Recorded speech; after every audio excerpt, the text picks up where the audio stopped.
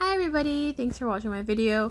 So I'm going to be analyzing the story Aspic by Tatiana Tolstaya. We start off with what is the story's conflict. I think this conflict, the story is overcoming the monster.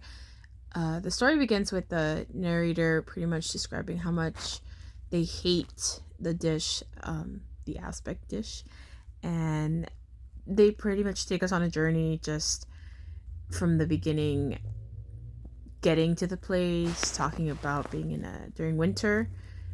It's a very like dark setting, and right away the conflict is the person dreading making this dish, and they take us throughout the entire process, all the way from going to the market, making the dish, and finishing it. So it is introduced, I think, right away. We know exactly what the issue at hand is. Is it in medias res? So as we know now, medias res is kind of starting like in the middle of something. I thought it was, and then I realized that I don't think it is.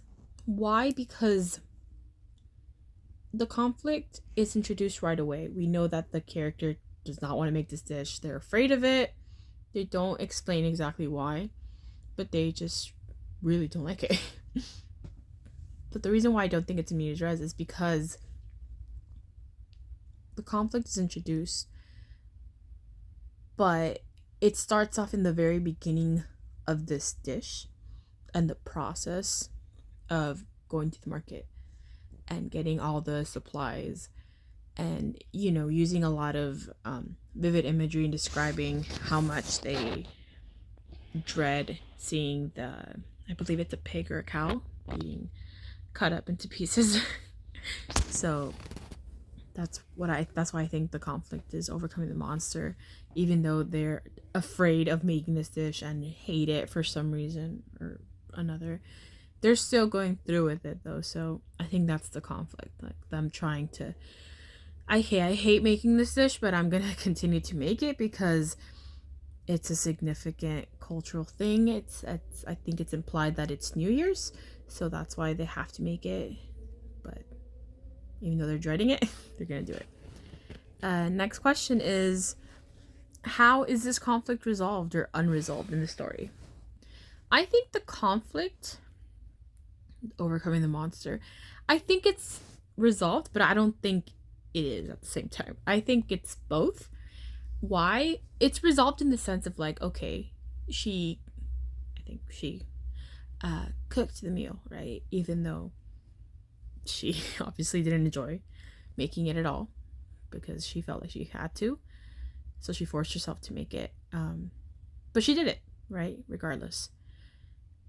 Why do I think it's also unresolved? Because even though the person made the dish, I think at the end we see them talk like in a kind of heavy tone of like, well, I did it, like there's nothing I can do about it.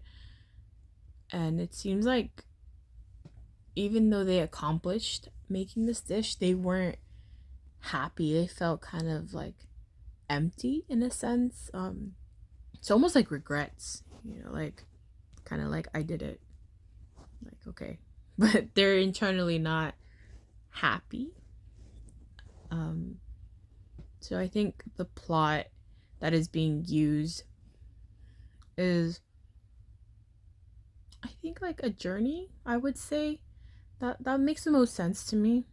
Like kind of like a quest to finish the meal. The imagery that Tolstoy uses in the story, I think the imagery that they use in the story is obviously visual. You get to see, you kind of put yourself in their perspective of doing the entire process. I might say this wrong, gustatory kind of imagery. So you kind of get the sense of what this aspic plate could taste like, and I would even argue that it's tactile because they talk a lot about the imagery of the gelatinous kind of component to it. I had no idea what aspic was, and then I googled it and I was like, oh, I've seen that dish before. I just didn't know what it was called, and looks really gross.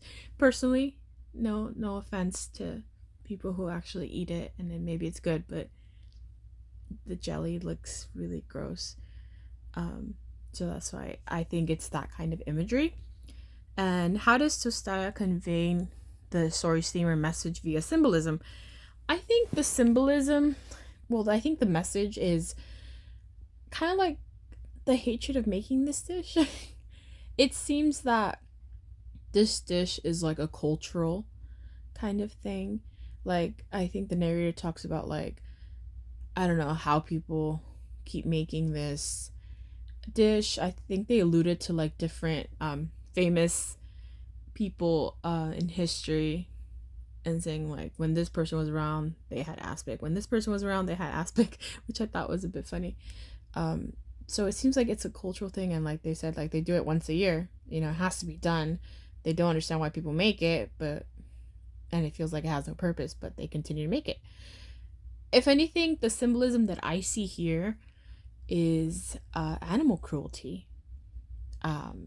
It just kind of came to me that they feel just really bad about creating this meal out of something so sad and cruel. Like you see a lot and you read a lot in the story, like describing like, look, they died, like they're gonna come back to life. At one point I think they say that they feel like the hand of the pig is gonna shake their hand. So I feel like it kind of symbolizes animal cruelty and the fact that it's going to affect their thoughts. Like, I think that's the main theme, I think, of this. Yeah, thank you for watching my video. I hope that last part made sense. Thanks.